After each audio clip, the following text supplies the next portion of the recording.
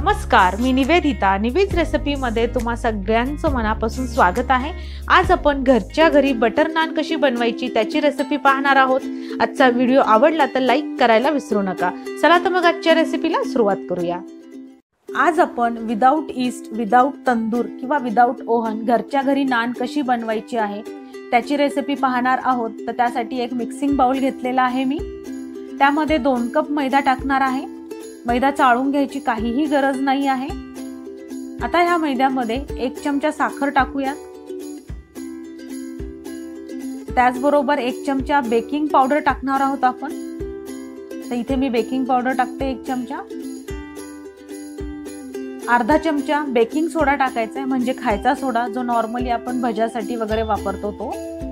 आणि चवीपुरतं मीठ टाकूया. 2 चमचे दही टाकूया आणि 2 ते 3 चमचे तेल टाकूया. आता दही आपण हे पिठामध्ये व्यवस्थित मिक्स करून घेऊया. आता इथे आपल्याला हे जे पीठ आहे ते कोमट पाण्याने मळून घ्यायचं आहे.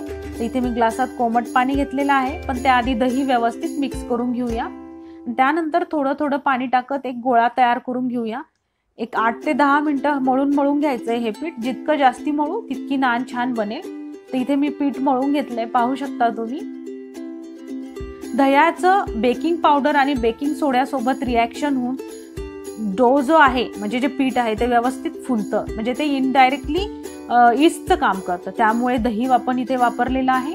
तर एका डब्यामध्ये किंवा बाउलमध्ये हे जे पीठ काढून घ्या. व्यवस्थित फोल्ड करू आपण, जेणेकरून ते फुगेल, रेज होईल, तेव्हा आपल्याला कळेल की कितपत रेज झालेला आहे.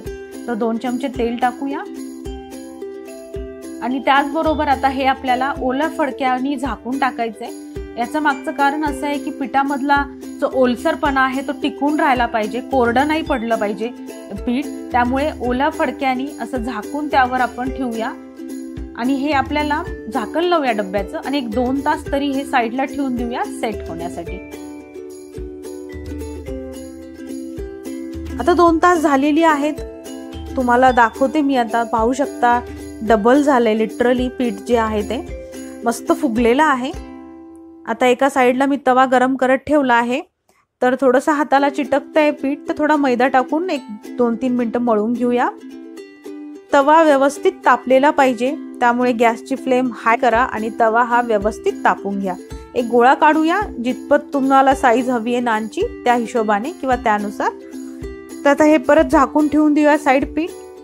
मैद्यामध्ये आता हा गोळा आपण डीप करूया मैद्याबरोबर. बुडूया मैद्यामध्ये, आता भुरभुरूया मैदा त्यावर. आणि नॉर्मली चपाती कशी आपण लाटतो तसं लाटायचं आहे. नान ही ओव्हल शेपची असते, पण काही हरकत नाही गोल जरी झाली तरी, कारण ती तशी पण टेस्ट त्याची सेमच असणार आहे. खूप पातळ किंवा खूप जाड नको लाटायला. जर पातळ लाटली तर ती पटकन जळण्याची शक्यता आहे, आणि जर जाड लाटली तर मैदा कच्चा राहण्याची शक्यता आहे. तर आता काय, ही नान लाटून झाली आहे. तर एका बाउलमध्ये मी पाणी घेतलेलं आहे. आता पाणी अप्लाय करायचं आहे आपल्याला नानच्या एका साईडला. पाहू शकता तुम्ही मी कशा पद्धतीने अप्लाय करतेय पाणी. सगळीकडे व्यवस्थित अप्लाय करायचं आहे पाणी. आणि जिथे पाणी लावलेलं आहे आपण ती बाजू तव्याच्या खाली टाकायची आहे, म्हणजे तव्यावर टाकायची आहे.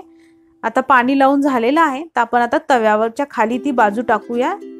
आणि हलक्या हाताने प्रेस करायचं आहे, जेणेकरून बबल्स तयार होतील त्यावर. तर पाहू शकता तुम्ही बबल्स तयार झालेले आहेत. 1-2 मिनिटं खालची बाजू आपण भाजून घेऊया.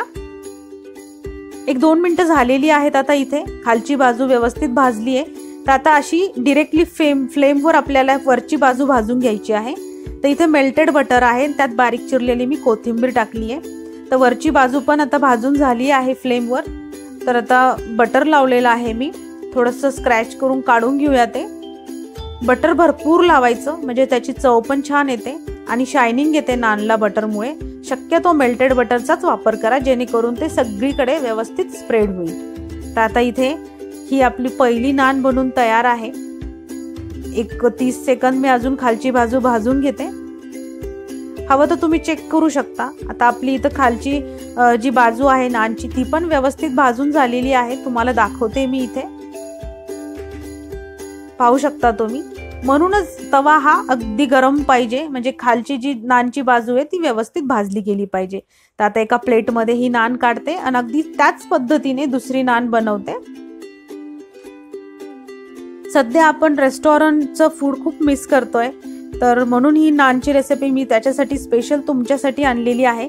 पनीरची भरपूर भाज्या आहेत आपल्या चॅनलवरती, तर आपल्या चॅनलवर जा, प्लेलिस्ट आहे तयार केलेलं, पनीर नावाचं फोल्डर आहे, त्यामध्ये गेलात तर पनीरच्या जवळपास सगळ्या रेसिपीज आपण पाहिलेल्या आहेत.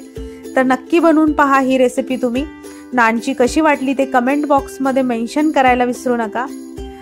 त्याचबरोबर व्हिडिओ आवडला तर लाईक करा, शेअर करा, चॅनलला सबस्क्राईब करायला विसरू नका. तर परत भेटूया अशाच एका छानशा रेसिपीसोबत.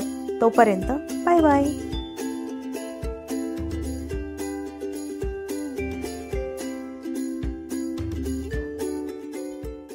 आजचा हा व्हिडिओ आवडला असेल तर लाईक, शेअर, सबस्क्राईब करा. त्याचबरोबर सबस्क्राईबच्या बाजूला बेल बटन आहे त्यालाही प्रेस करा, जेणेकरून मी कधीही नवीन व्हिडिओ अपलोड करील तर त्याचं नोटिफिकेशन सगळ्यात आधी तुम्हाला भेटेल. धन्यवाद.